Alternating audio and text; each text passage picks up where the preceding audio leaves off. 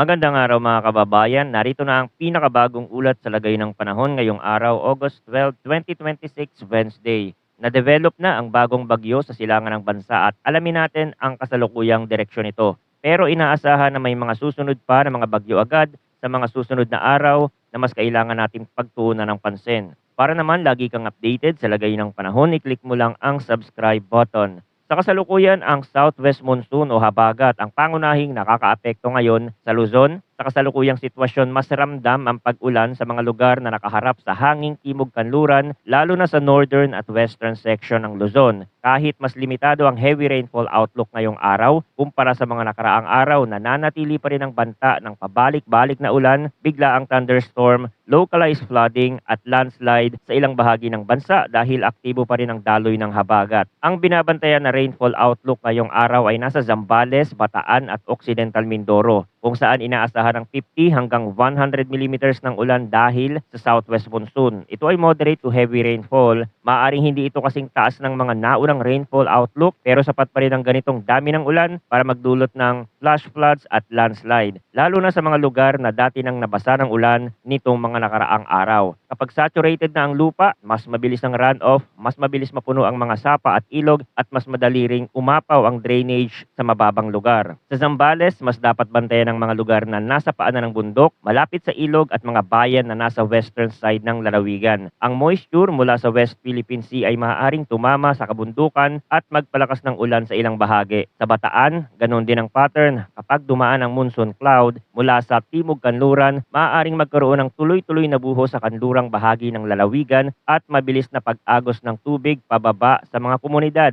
Sa Occidental Mindoro, direkta ring ramdam ang habagat dahil bukas ang lalawigan sa hanging timog kanluran, kaya maaaring magkaroon ng paulit-ulit na pag-ulan sa loob ng araw. Maaaring mas mataas pa ang aktual na rainfall sa mountainous at elevated areas. Mahalaga ito dahil ang ilang lugar na nasa ilalim ng rainfall outlook ay may mga bahaging malapit sa kabundukan o nakaharap sa monsoon flow. Kapag ang hanging may dalang moisture ay tumama sa mataas na lupa, napipilitang umangat ang hangin, dumalamig ito at mas maraming ulan ang nabubuo. Kaya may mga pagkakataon na ang kapatagan ay nakakaranas lamang ng katamtamang ulan habang ang upland o mountain areas ay tumatanggap ng mas mabigat na buhos. Kung may significant antecedent rainfall na sa isang lugar, mas lumalala ang epekto ng panibagong ulan kahit hindi ito lumampas sa extreme range. Sa mas malawak na weather condition, sa Metro Manila, Ilocos Region, Benguet, Abra, Zambales, Bataan, Tarlac, Pampanga, Nueva Ecija, Bulacan, Cavite, Laguna, Batangas, Palawan, Marinduque, Occidental Mindoro at Oriental Mindoro ay inaasahang magkakaroon ng cloudy skies with scattered rains and thunderstorm dahil sa southwest monsoon.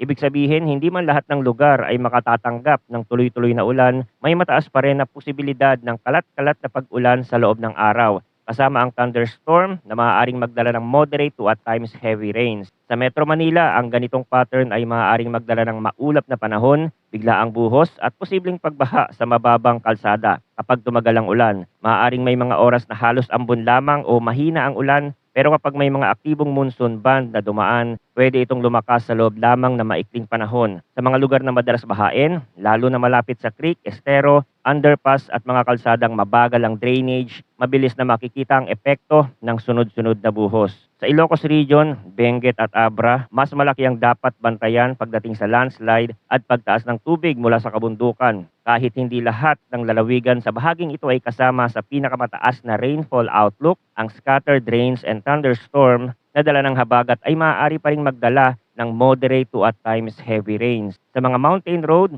slope area at komunidad na nasa gilid ng dalisdis, mas delikado kapag nabasa na ng paulit-ulit ang lupa. Sa Benguet, nananatiling sensitibo ang terrain dahil sa bulubunduking kondisyon at sa posibilidad na mas mataas ang ulan sa elevated areas.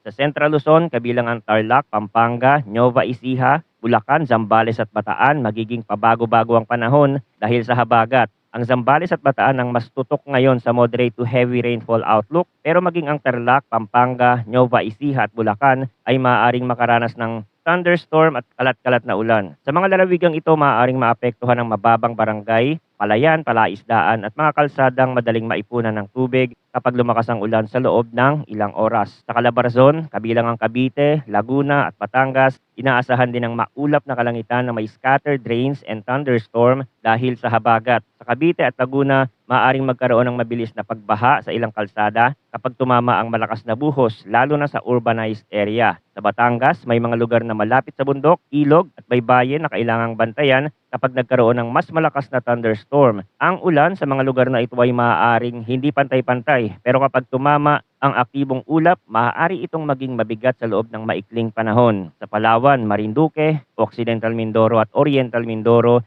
ang southwest monsoon ay maaari ring magdala ng scattered rains and thunderstorm. Sa Occidental Mindoro, mas mataas ang rainfall concern ngayong araw dahil kasama ito sa 50 hanggang 100 millimeters na outlook. Sa Oriental Mindoro, Marinduque at Palawan, maaaring mas kalat-kalat ang ulan pero maaari pa ring maging moderate to at times heavy kapag may dumaan na monsoon band o thunderstorm. Sa mga baybaying lugar, mahalaga ring bantayan ang hangin at alon dahil ang habagat ay hindi lamang ulan ng dala, kundi pati mas maalong karagatan sa ilang bahagi. Para sa natitirang bahagi ng Luzon, partly cloudy to cloudy skies, ang inaasahan na may isolated rain showers or thunderstorm dahil pa rin sa southwest monsoon. Ibig sabihin, mas mababa ang chance ng malawak na ulan kumpara sa western at central sections. Pero may posibilidad pa rin ng biglaang buhos, lalo na sa hapon o gabi. Kapag naging severe ang thunderstorm, maaari pa rin magkaroon ng flash floods o landslide sa mismong lugar na tatamaan. Sa ganitong uri ng kondisyon, pwedeng mabilis magbago ang panahon mula sa tila maaliwalas patungo sa makulimlim at maulan.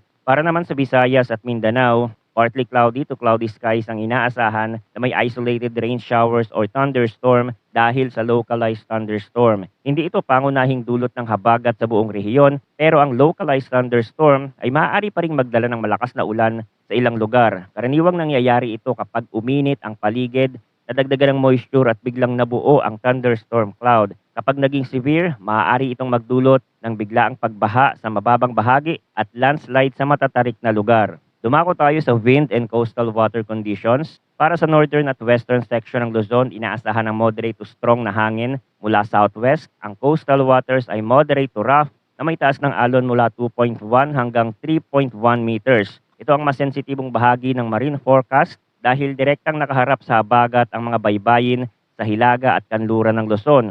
Sa mga bahagi ng Ilocos Region, Pangasinan, Zambales at Bataan, at western Mimaropa, maaaring maging maalog ang dagat lalo na kapag may kasabay na thunderstorm o mas malakas na bugso ng hangin. Para sa natitirang bahagi ng Luzon, light to moderate ang hangin mula southwest. Ang coastal waters ay slight to moderate na may taas ng alon mula 1.2 hanggang 1.8 meters. Mas banayad ito kaysa sa northern at western sections pero hindi ibig sabihin na laging tahimik ang dagat. Kapag may thunderstorm sa ibabaw ng karagatan, maaaring pansamantalang lumakas ang hangin at tumaas ang alon sa mismong lugar na tinatamaan. Kaya kahit slight to moderate ang general sea condition, may mga pagkakataong magiging mas maalog ang paligid dahil sa localized weather activity. Para sa Visayas at Mindanao, light to moderate ang hangin mula south to southwest. Ang coastal waters ay slight to moderate na may taas ng alon mula 0.6 hanggang 1.8 meters. Sa malaking bahagi ng Visayas at Mindanao, mas kalmado ang kondisyon kumpara sa Western Luzon. Pero may posibilidad pa rin ng biglaang pagbabago kapag may localized thunderstorm. Sa mga coastal community at mangingisda, mahalaga ang aktual na obserbasyon sa ulap, hangin at alon dahil ang thunderstorm sa dagat ay maaaring mabilis magpalakas ng bugso ng hangin. Sa labas ng Philippine Area of Responsibility, may tropical depression na binabantayan sa malayong silangan ng extreme northern Luzon. Ngayong umaga, ang sentro nito ay nasa layong 1,990 kilometers east of extreme northern Luzon. Taglay nito ang maximum sustained winds na 55 kilometers per hour, gustiness hanggang 70 kilometers per hour, at kumikilos east-northeastward sa bilis na 30 kilometers per hour. Hindi ito inaasahang papasok sa Philippine Area of Responsibility dahil patuloy itong kikilos pahilagang silangan kaya wala itong direktang pagtama sa bansa. Kahit papalayo ang bagong bagyong ito, mahalaga pa rin ang kabuuang tropical cyclone update dahil may mga kasunod pang sistema na binabantayan. Sa mga susunod na araw, may low pressure area na inaasahang susunod at posibleng maging bagyo. Ito ang sistemang maaaring kumilos pahilagang kanluran at posibleng dumaan malapit sa Northern Luzon o tumawid sa bahaging iyon. Depende sa magiging galaw nito. Kapag ang ganitong sistema ay lumapit sa Northern Luzon, maaari nitong muling palakasin ang habagat at magdala ng panibagong round ng ulan sa western section ng bansa. Bukod dito, may isa pang posibleng mabubuo sa kanluran ng bansa. Sa kasalukuyang datos, ang inaasahang galaw nito ay pahilagang kanluran, pero kahit hindi pa tiyak ang eksaktong track, malaki ang posibleng epekto nito sa pagpapalakas ng habagat. Kapag may sistema sa kanluran at may isa pang sistema sa silangan, maaaring mas maging aktibo ang daloy ng moisture sa paligid ng bansa. Pagkatapos nito, may indikasyon pa na may panibagong mabubuo ulit sa silangan na maaaring lumapit sa bansa. Ito ang dahilan kung bakit sa loob ng 2 linggo may posibilidad na magpatuloy ang epekto ng malakas na habagat. Mahalagang maintindihan ang indirect effect ng mga weather system sa habagat. Hindi kailangan na ang bagyo mismo ay tumama sa bansa para makaranas tayo ng malakas na ulan. Kapag nasa tamang posisyon ang isang tropical cyclone o low pressure area, maaari nitong hilahin ang hanging timog kanluran mula sa dagat. Ang hanging iyon ang nagdadala ng makapal na moisture papasok sa Luzon. Kapag tumama ito sa kabundukan, lalong lumalakas ang ulan. Kapag dumaan naman ito sa urban areas, maaaring magdulot ng pagbaha kung hindi mabilis makalabas ang tubig sa drainage system. Sa ganitong setup, ang pinakamahalagang bantayan ay ang tagal ng ulan. Maaaring hindi buong araw na malakas ang buhos, pero kung paulit-ulit ang ulan sa loob ng maraming araw, mas lumalaki ang epekto. Ang lupa ay hindi agad natutuyo, ang tubig sa ilog ay hindi agad bumababa, ang mga drainage sa lungsod ay mas madaling mapuno. Kaya kahit ang rainfall outlook ngayon ay nasa 50 hanggang 100 millimeters lamang sa Zambales, Bataan at Occidental Mindoro, nananatili ang posibilidad ng mas seryosong epekto sa mga lugar na dati nang nabaha o nabasa. Sa mga kabundukan, ang sunod-sunod na ulan ang nagpapataas ng landslide risk. Sa mga lugar tulad ng Benguet, Abra, Zambales at iba pang elevated areas, kailangang bantayan ng malambot na lupa, pagbitak sa gilid ng kalsada at pagdaloy ng putik mula sa mataas na bahagi. Sa mga kapatagan naman tulad ng ilang bahagi ng Central Luzon at Metro Manila, ang mas kapansin-pansin ay mabilis na pagbaha kapag bumuhos ang ulan sa loob ng maikling oras. Ito ang dahilan kung bakit mahalaga ang kombinasyon ng rainfall outlook at weather conditions sa pag-unawa sa epekto ng habagat. Sa Metro Manila at mga karatig lalawigan, posibleng hindi kasing lakas ng ulan sa lahat ng oras, pero dahil scattered rains and thunderstorms ang inaasahan, kailangan asahan ang biglaang pagbabago ng panahon. Maaaring maaraw o makulimlim lamang sa isang bahagi ng umaga, pero biglang lalakas ang ulan sa hapon o gabi.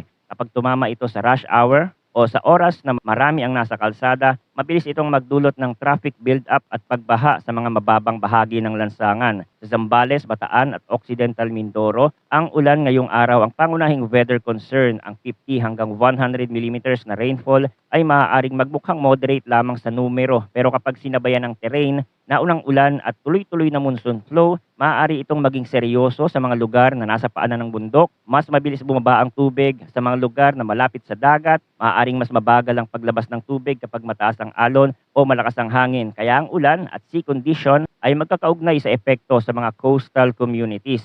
Kung sisilipin natin ng mas mahabang tanaw, ang kasalukuyang tropical depression sa labas ng para ay hindi inaasahang pumasok dahil patuloy itong kikilos pahilagang silangan. Pero ang mas mahalagang bantayan ay ang susunod na posibleng low pressure area na maaaring maging bagyo sa mga susunod na araw. Kung ito ay kikilos pahilagang kanluran at lalapit sa northern Luzon, maaari nitong dagdagan ang hatak ng habagat. Sa ganitong sitwasyon, kahit ang sentro ng sistema ay hindi dumiretso sa Metro Manila o Western Luzon, ang ulan mula sa habagat ay maaaring lumakas muli sa mga lugar na nakaharap sa West Philippine Sea.